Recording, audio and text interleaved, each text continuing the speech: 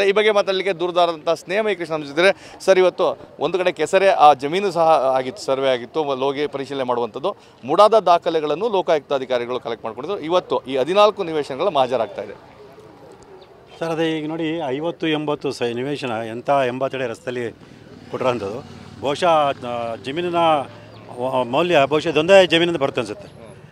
ಇಂಥ ಒಂದು 80 ಅಡಿ ರಸ್ತೆಯಲ್ಲಿ ಇಂಥ 50-80 ನಿವೇಶನ ಅಂತಂದರೆ ಅದ್ರ ಮೌಲ್ಯನ ಲೆಕ್ಕ ಹಾಕೊಂಡ್ರೆ ಆ ನಿವೇಶನ 2ರಷ್ಟು ಬೆಲೆ ಇದೊಂದೇ ನಿವೇಶನ ಆಗ್ಬಿಡ್ತದೆ. ಇನ್ನು 13 ನಿವೇಶನ ಅವ್ರಿಗೆ ಒಂಥರ ಹೆಚ್ಚುವರಿ ಇದ್ದ ಲಾಭ.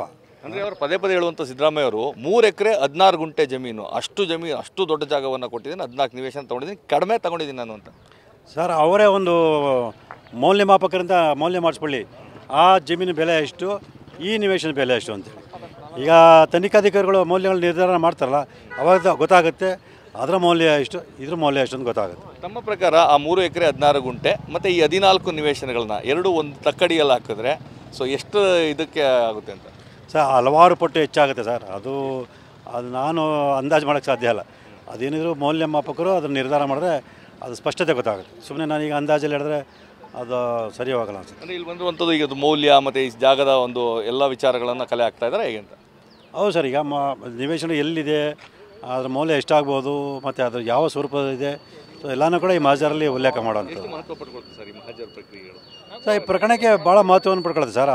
ಅಲ್ಲಿ ಇರತಕ್ಕಂಥ ನಿವೇಶನ ಒಂದು ಸ್ವರೂಪಕ್ಕೂ ಸೊ ಇಲ್ಲಿರತಕ್ಕಂಥ ಸ್ವರೂಪಕ್ಕೂ ಎಷ್ಟು ವ್ಯತ್ಯಾಸಗಳು, ಅಜಾಗಜಾಂತರ ವ್ಯತ್ಯಾಸ ಕಂಡು ಬರೋದ್ರಿಂದ ಸೊ ಮಾನ್ಯ ನ್ಯಾಯಾಲಯ ಗಮನಕ್ಕೆ ತರೋದಕ್ಕೆ ಅದು ಪ್ರಮುಖ ಸಾಕ್ಷಿಯಾಗುತ್ತೆ. ಯಾವೆಲ್ಲ ಅಧಿಕಾರಿಗಳು ಭಾಗಿಯಾಗಿದ್ದಾರೆ ಸರ್?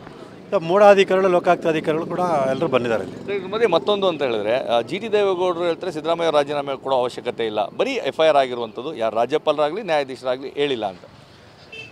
ಪಕ್ಕದಲ್ಲೇ ಇದ್ರಲ್ಲ ಸಿದ್ದರಾಮಯ್ಯ ಅವ್ರನ್ನ ಕೇಳಬೇಕಿತ್ತು, ನೀವ್ಯಾಕೆ ಯಡಿಯೂರಪ್ಪನ ರಾಜೀನಾಮೆ ಕೇಳಿದ್ರಿ ಅಂತ ಕೇಳಬೇಕಿತ್ತು ಅವರು. ಆದರೆ ಅವ್ರಿಗೆ ಬಂದ ಇಷ್ಟ ಬಂದಾಗ ಕೇಳ್ಬೋಕೆ, ಅದೇ ಅವ್ರಿಗೆ ಅಧಿಕಾರ ಇರುತ್ತೆ.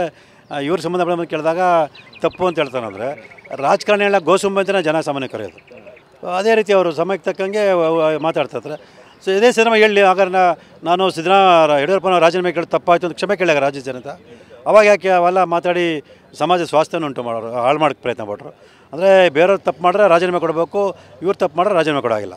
ಇದೆಂಥ ಜನ ಸರ್, ಅವ್ರಿಗೇನು ಆತ್ಮಸಾಕ್ಷಿ ಇದೆಯಾ ಗೊತ್ತಿಲ್ಲ, ನನಗೆ ಅರ್ಥ ಆಗಲ್ಲ. ರಾಜ್ಯ ಜನತೆ ಕೇಳಬೇಕು ಅವ್ರಿಗೆ.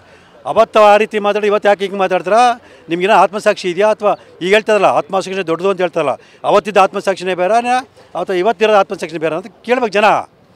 ಇಲ್ಲಿ ನಂಗೆ ಅರ್ಥ ಆಗ್ತಿಲ್ಲ ಜನ ಯಾಕೆ ಮೌನವಾಗಿದ್ದಾರೆ ಅಂತೇಳಿ. ನಮ್ಮನ್ನು ಪ್ರತಿನಿಧಿಸಿದ ವ್ಯಕ್ತಿಗಳು ನಮ್ಮ ಒಂದು ರಾಜ್ಯದ ಘನತೆ ಗೌರವತೆ ದಕ್ಕತ್ತರ ರೀತಿಯಲ್ಲಿ ಬಾಯಿ ಬಂದಾಗ ಮಾತಾಡ್ತಿದ್ದಾರೆ. ಇದನ್ನು ಜನ ಗಮನಿಸಿ ಅವ್ರನ್ನ ಪ್ರಶ್ನೆ ಮಾಡಬೇಕು. ಗೋಸುಂಬಿಗಳ ಹತ್ರ ಯಾಕೆ ನಡ್ಕೊಳ್ತಾರ ನೀವು? ನಮ್ಮ ಪ್ರತಿನಿಧಿಗಳಿಗೆ ಒಂದು ಘನತೆ ಗೌರವ ನಡ್ಕೊಳ್ಳಿ, ಒಂದು ಮಾತಿಗೆ ತೂಕ ಇರಲಿ ಅಂತ ಕೇಳಬೇಕು.